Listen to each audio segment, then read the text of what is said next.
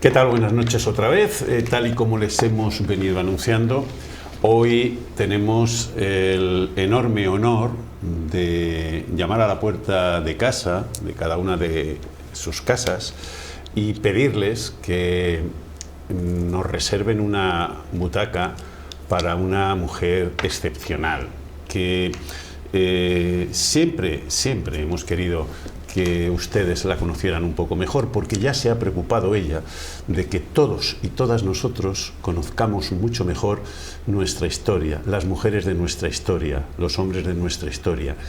Nacida unos días antes, unos meses antes de la Guerra Civil, la invitada que hoy queremos que ustedes sienten a su mesa en casa, en esta sobremesa nocturna y fría, es biógrafa, historiadora, periodista, activista, granadina absolutamente enamorada de figuras como Mariana Pineda o como Lorca. Y como decíamos, es una mujer que nos ha enseñado muchísimo, muchísimo de nuestra historia, de la historia general de este país, pero de la historia particular de Granada en un siglo tan complicado como fue el siglo XX. Estamos hablando de Antonina Rodrigo. Antonina, buenas noches, un placer. Buenas noches. ¿Qué tal por Granada, Antonina? Yo encantada. Ya vuelvo a mis lares, ya estoy aquí para siempre y bueno, muy bien. ¿Y en qué trabaja ahora mismo, Antonina? Pues llevo varias cosas.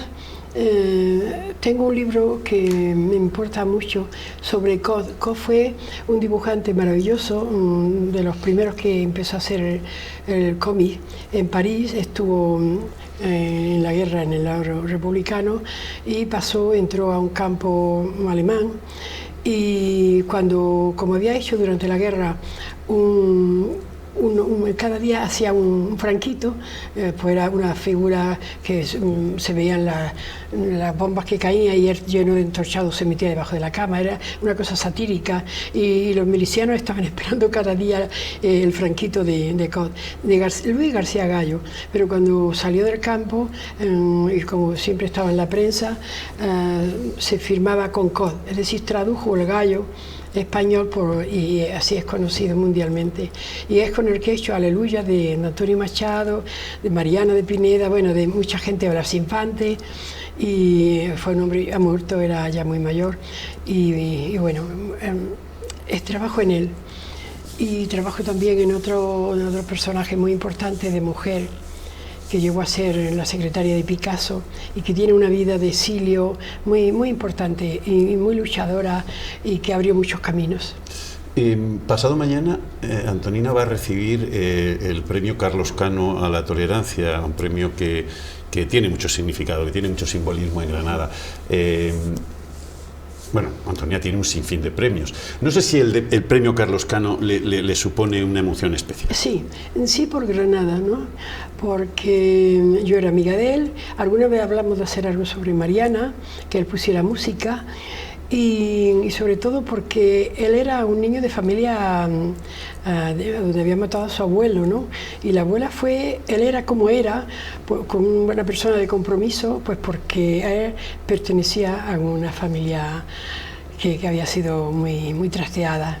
Y el abuelo lo mataron, y la abuela, que parece ser que era una mujer maravillosa, fue la que le enseñó todo y le contó la historia de su abuelo, y la que siempre estuvo, y él vivió siempre con eso, como un niño de familia represaliada. Y así hacía las cosas que hacía, ¿no? Con esa libertad y esa maravilla como músico. Fue un gran músico, y como letrista, pues fue una especie de trovador de los nuevos tiempos, ¿no? Así que yo muy contenta. Recuerden que mañana se cumplen 23 años de que Carlos nos dejara tan prematuramente y con tantas cosas por hacer, porque era un hombre lleno de proyectos, lleno de ilusión, lleno de ganas de trabajar por su tierra. Mañana se cumplen esos 23 años, parece que fue ayer, cuando esa mañana fría en el Hospital Clínico nos decía adiós. Antonina, ¿cómo es la vida de una niña en aquella Granada, imaginamos, tan durísima de la posguerra? Pues mira, yo considero que yo no soy una niña de la guerra porque era un bebé y porque lo pasé en los brazos de mi madre y de mi abuela, ¿no?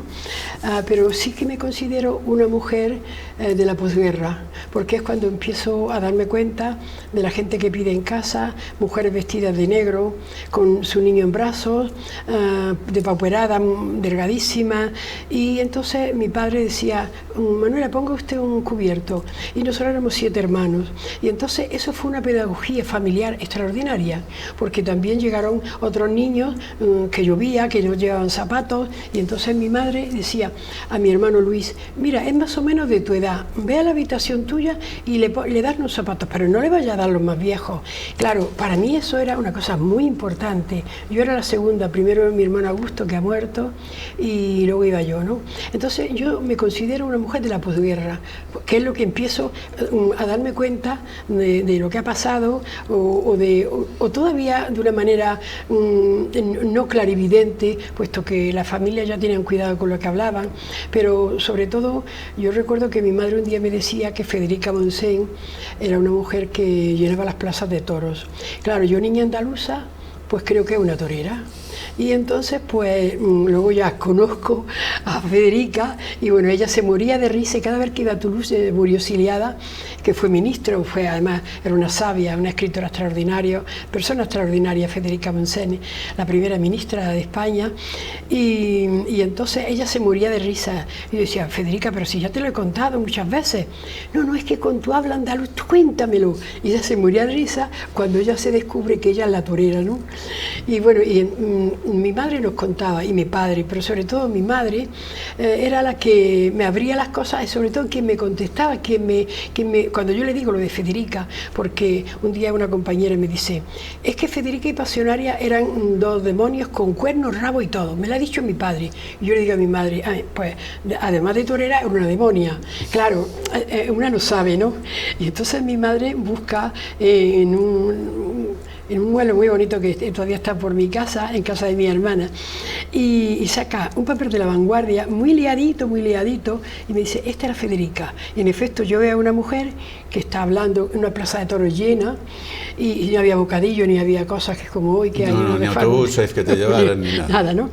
Y entonces pues yo me di cuenta que es una mujer gruesa, y que desde luego el vestido que tiene no es torero, ¿no?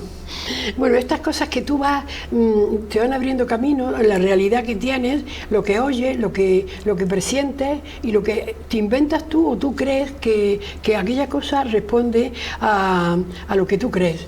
Pero mi madre era la que siempre me daba luz, claro, con mucho cuidado, ¿no? No siempre con una realidad cruda, porque además era un peligro. Claro. En Granada con Zaragoza parece ser que son las ciudades pues, donde hubo más asesinados y más gente fusilada, claro.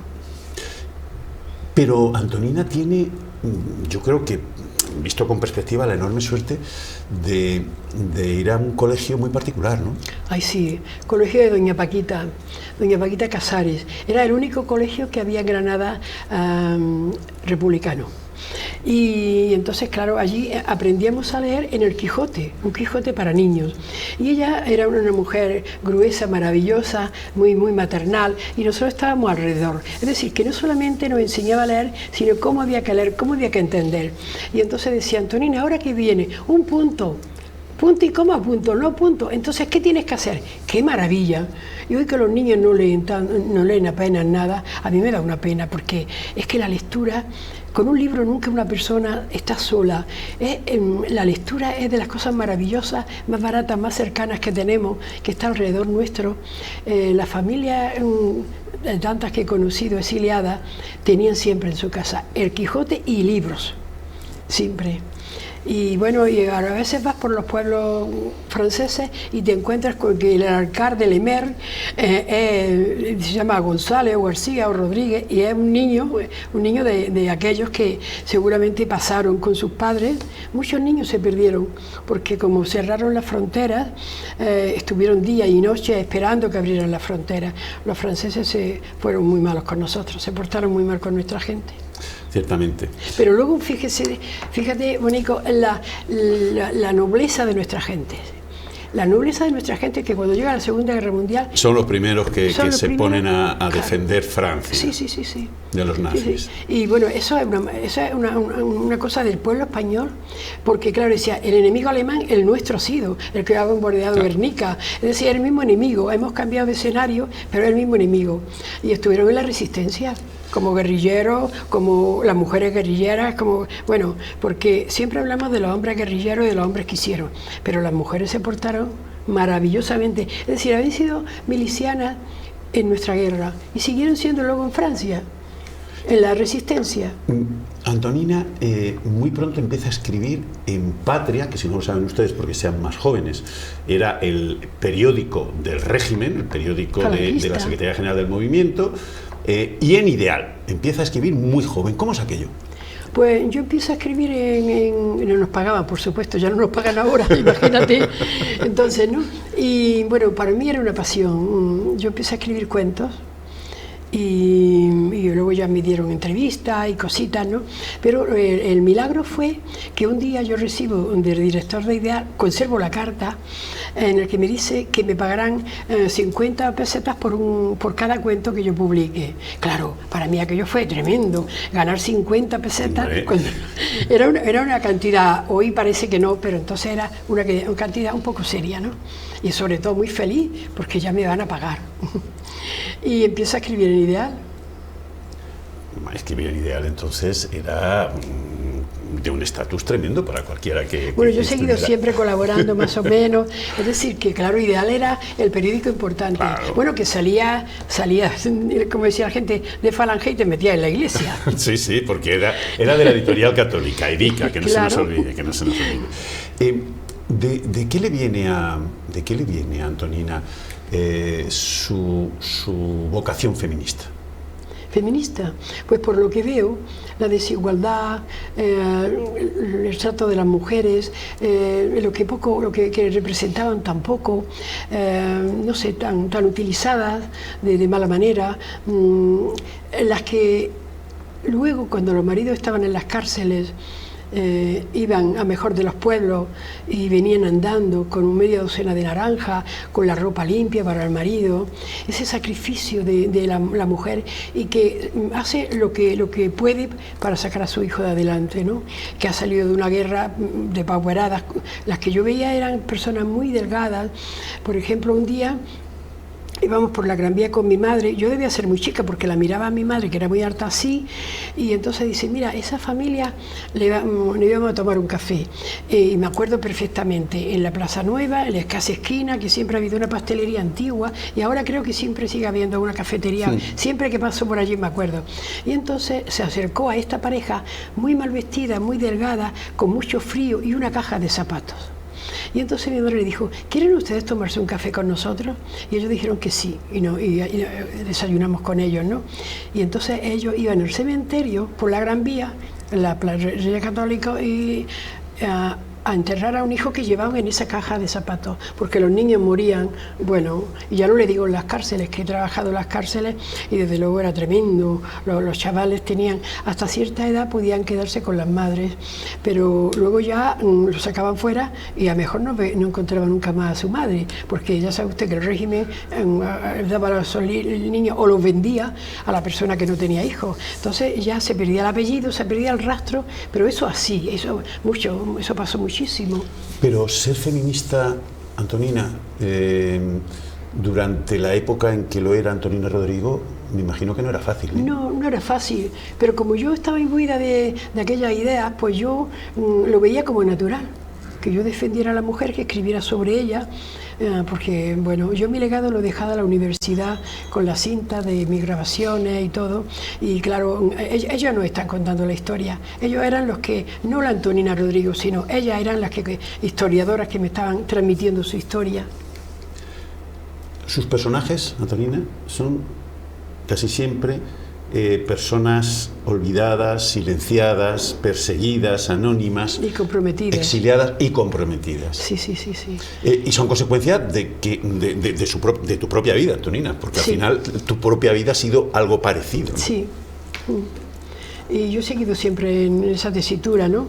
De ayudar a la gente, de estar con el sitio donde los hijos de las prostitutas había que llevárselos, llevarlos a la escuela, en fin, las madres estaban en la oficina. ¿Cómo transita, Antonina Rodrigo, una senda como la del anarquismo? Pues yo creo que en mí es una cosa natural, pero luego tuve, por ejemplo, mi marido y compañero era anarquista y toda su familia. Por cierto que la madre, mamá Gloria, que era un amor de persona, siempre me hacía, cuando venía a casa, que le cantara El Inmigrante. Y yo decía, pero si ya te lo he contado, mamá Gloria. Pero bueno, y sabe, en el sentimiento de aquella gente, con la gana de volver a su tierra, a ver a personas que ya no iban a ver más, a ir a los cementerios, era un desasosiego en ellas por volver. Pero al mismo tiempo tampoco muchas decían, tenemos que irnos a la embajada española y ponernos debajo del retrato de Franco y de José Antonio, y no queremos. Fíjate hasta dónde llegaban ellos con su pureza de personas que habían luchado por la libertad.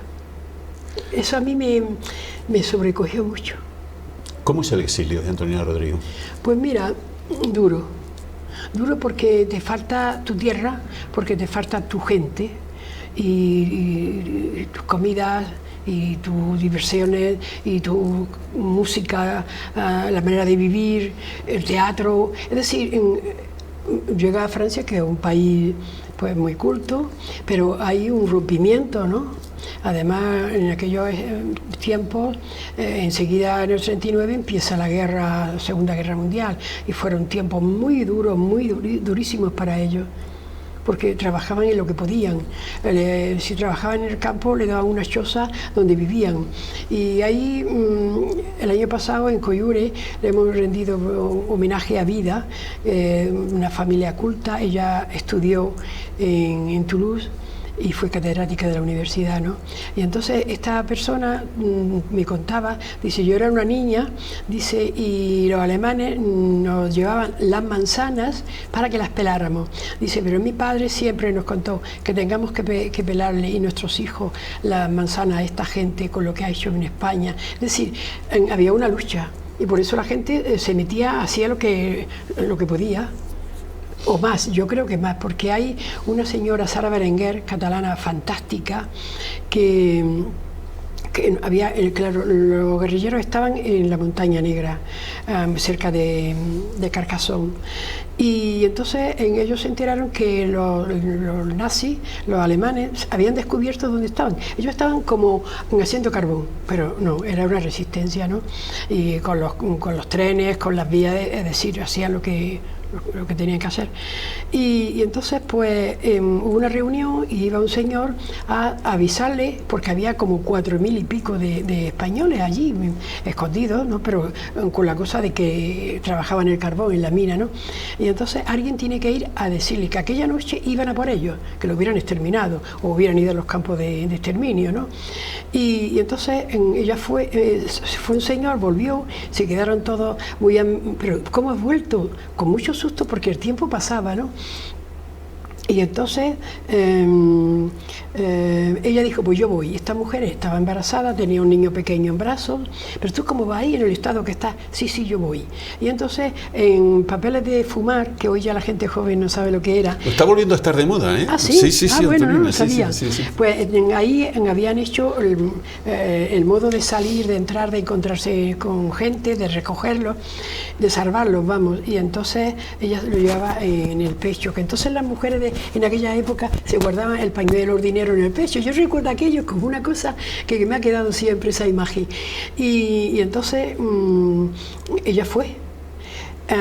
Tenía que coger un tren para trasladarse a Carcassonne, y había una fila de nazis, como ellos se ponían así, con los látigos aquellos atrás, y a todo el mundo la cacheaban, ¿no? Ella pudo alcanzar el tren iba abarrotado de toda la gente que se iba a la Francia libre, abajo, ¿no? Al sur.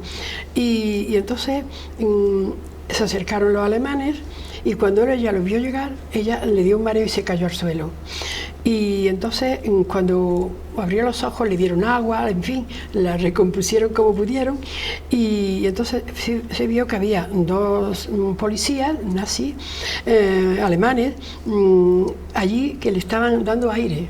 y uno le daba una mandarina, que entonces era algo muy importante, cualquier cosa de comida, y entonces ella se vuelve a marear porque dice, como me abran la blusa para que a darme aire, descubren que tengo esta cosa. Pero logró llegar y salvó, esa mujer salvó a tantos miles de españoles, guerrilleros o no guerrilleros, pero que resistentes desde luego. Y fíjate, y a esta mujer los franceses la han condecorado de una manera maravillosa. Como yo había escrito sobre ella, bajo el embajador, el ministro de Cultura, bajó a Béziers, que es donde ella vivía. Y entonces yo le dije, hay muchas Saras, yo la presenté a ella, hay muchas Saras en Francia, y ellos dijeron, sí, pero todo eso se va a arreglar. Bueno, ellos han tenido una buena vida, porque los españoles muy trabajadores compraron terreno, hicieron sus casas ellos mismos, pero terminada la Segunda Guerra Mundial, lo pasaron muy mal, nuestra gente muy mal. Antonina, ¿por qué te ha fascinado siempre tanto la figura de Mariana Pineda? Pues porque era una mujer que había subido al cadalso, como yo la conozco, muy joven, y había dejado a 2 niños chicos, a 2 hijos suyos. Y yo aquello lo consideraba una mujer que iba a dejar a sus hijos. Luego también estaba lo que cantábamos, ¿no? Los romances, mi madre también nos lo enseñaba. Claro, nunca decían que era una mujer comprometida, sino que había muerto por amor o por bordar una bandera. Eso era, como también era en la época romántica, pues iba muy bien con él. Y incluso Lorca, cuando Fernando de los Ríos le dice que tiene que tratarla como una mujer política, él dice que no, que quiere... Lorca era uno de los niños que en la plaza de su pueblo, en Fuente Vaqueros, jugaba a la rueda cantando, los niños cantaban. Qué día tan triste en Granada, que las piedras se hacían llorar. Y entonces cuando vine a Granada me dice una cosa muy bonita, bueno, todo lo de Lorca era bonito, que los niños de Granada tenían las voces más refinadas que los de su pueblo. Y eso lo escribe él en una carta de las cosas preciosas que dice. Bueno, todo es una maravilla Lorca, ¿no? Y entonces por eso él además también decía que los niños ricos aprendían la historia de España a través de los romances, de las criadas que bajaban de los montes, y que ellos habían conservado la parte oral de la música, de las canciones y de la historia realmente, porque cada canción era, los ciegos lo cantaban. Yo he hecho Aleluya, he hecho de Lorca, de Margarita, porque es una cosa muy popular y pertenecen al Teatro Popular de Lorca. Y bueno, y entonces en él, su primer drama, se lo dedica a Mariana. Y es una cosa muy importante, ¿no? Federico, entonces no era el Federico de hoy, ¿no?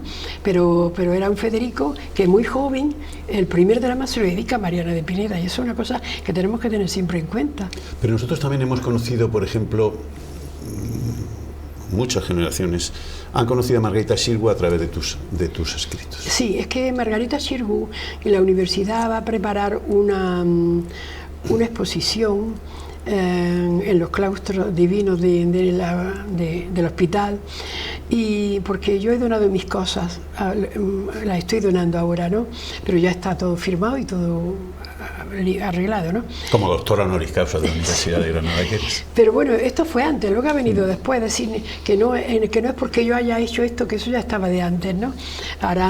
Pilar Aranda ha sido una rectora estupenda, que hay ahora también, y entonces todo ese material que son pues los carteles de las obras que estrenó Margarita. Bueno, además Margarita, cuando mataron a Federico, ella sufrió, eso me lo contó el marido, ella cayó en una depresión tremenda, porque ella lo consideraba su hijo, a Federico. Han matado a mi hijo, me decía don Miguel Ortín, que era el marido. Dice, y costó mucho. Y entonces cuando ella se retiró del teatro en Chile, y cuando volvió a hacer teatro, empezó con Mariana de Pineda, y se tiñó de rubio, porque le dijeron, tú no, Mariana siempre era rubia, bueno, hemos visto las descripciones escritas y luego las pinturas, y entonces pues nada, que Margarita se tiñó de rubio para hacer la primera obra, que ella volvió al teatro, y estaba Federico con ella al lado también, que ya estaba en el exilio y el otro estaba no sabemos dónde, pero con Federico siguió, y siempre siguió con Federico, y las cosas que Margarita contaba de Federico maravillosas. Bueno, ella lo consideraba su hijo. Y por eso a Margarita le debemos, hay una calle que se llama Margarita Xirgu en Granada, pero le debemos a Margarita pues que hiciera nuestra Mariana, que es por lo que yo me acerco a ella, que ella está en el exilio y yo no la he conocido. Y bueno, Margarita Xirgu es un personaje muy granadino, por Lorca. Cuando va pasando el tiempo, tu vida transcurre en Barcelona, ahora en Granada. Afortunadamente estamos encantados de que hayas vuelto a casa. Así es. Pero cuando asistes a la actualidad diaria y vemos cosas, ves cosas como las que ha estado ocurriendo en la calle Ferraz y ves de nuevo esas imágenes que nos retrotraen casi a tiempos de no la querido. Pura dictadura, ¿qué reflexión, qué se te pasa por la cabeza? Pues en primer lugar un gran sentimiento de que pasa el tiempo, las guerras siguen y las personas como las que tenemos ahora en contra de la libertad, que duda cabe, siguen ahí. Y bueno, a mí un sentimiento de tristeza, sí, de pena, de que entonces no avanzamos realmente. Que haya una concordia, que haya un acuerdo, que los tiempos han cambiado mucho, la sociedad, todo, la universidad, y entonces que estemos otra vez anclados en cosas que nos recuerdan otros tiempos que no queríamos. Y cuando ves que el movimiento feminista que hace 3 o 4 años consiguió una potencia tremenda, empieza a resquebrajarse por peleas intestinas, me imagino que no estarás muy contenta. No. Yo eso, me han dicho que en la Universidad de Granada se hizo un congreso o algo, pero dedicado en el que se defendía a la prostitución. Yo eso no lo puedo concebir. Que unas personas universitarias crean que en la prostitución es libertad, cuando es el esclavismo más grande que existimos, seguramente de todos los siglos. La mujer ha sido la persona vendida y cambiada en las guerras, y bueno, y no olvidemos lo de China y lo del Japón, esas mujeres como aquella cosa terrible, ¿no? Y que cuando, ya que son muy mayores, algunas tienen 80 o más de años, están reivindicando lo que hicieron con ellas, y bueno, y que vemos que ahora la gente crea que eso es libertad. Ejercer la libertad es aceptar la prostitución, sobre todo cuando viene de un sitio de gente que están en la universidad. La universidad es paraíso, el cúmulo de todas las cosas de sabiduría, de formación, de todo. Y estas mujeres se retrotraen a que yo no puedo, eso no, es que no lo entiendo, no lo entiendo. Antonina ha sido impulsora del Manifiesto 2 de enero, de la desbandada, de los homenajes a Durruti en Montjuïc, y ahora estás intentando que no se nos pase ni un ápice la importancia que tiene Collioure y Machado, ¿no? Sí. Claro, es que yo no sé cuántos años, era 40 años o por ahí, que nosotros estamos con Machado siempre y llevamos escuela, bueno, y tenemos un compromiso con él y se intenta, hace tiempo, o intentamos que Granada se acuerde de 2 mujeres que le hicieron la vida, los últimos días de Machado y de la madre fueran dignos por lo menos, porque los Machados llegaron tan pobres, le habían dejado todo por el camino, la moneda que tenía era republicana, ya no servía en Francia. Él llevaba un reloj de oro que de tiempos pasados de toda su gente había llegado a él por ser el mayor, y de estos que no sé cómo se llama, era un reloj que tiene una cadena, que era muy corriente, de bolsillo, y entonces él intenta que le den a la madre un vaso de leche y él da ese reloj, que había sido el predestinado como mayor y que era una cosa que ya venía de generaciones anteriores, ¿no?, en su familia, y entonces no se lo admiten, ¿no? Fueron tan pobres, que se encuentran con 2 mujeres altruistas increíbles que no sabían en la categoría de poeta y de persona que era Machado, ¿no? Y entonces hacen con ellos, le dan 2 habitaciones a José y a su mujer y a Machado y a su madre, y fíjate cuando Machado, claro, el último noche antes de llegar a Collioure, él había estado en un tren de los que están fuera de servicio y habían estado allí toda la noche con unos fríos increíbles. Machado era un gran fumador y iba muy mal de todo, ¿no? Y entonces cuando lo vio el médico dijo que no, que no era irrecuperable, que le faltaba muy poco tiempo para irse. Y entonces cuando le pasan, estaba la madre, te puedo dar un libro que hemos hecho sobre esta cosa, ¿no? Está la madre aquí y él está aquí, cerca, ¿no? Está la habitación, tenemos las camas, tenemos todo el escenario, lo tenemos. Y entonces le pasan a su hijo por encima de ella porque no era una habitación grande que pudieran...